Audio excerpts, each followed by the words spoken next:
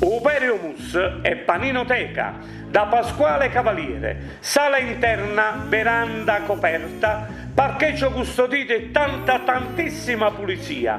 Humus e Paninoteca da Pasquale Cavaliere si trova in via Orazio 73, vicino al casificio Saturno a Sant'Egidio del Monte Albino. Noi oltre Uperio Mus facciamo anche degli ottimi panini. Questo è un panino piastrato con salsiccia, melanzane grigliate, provola e bacon con un po' di maionese.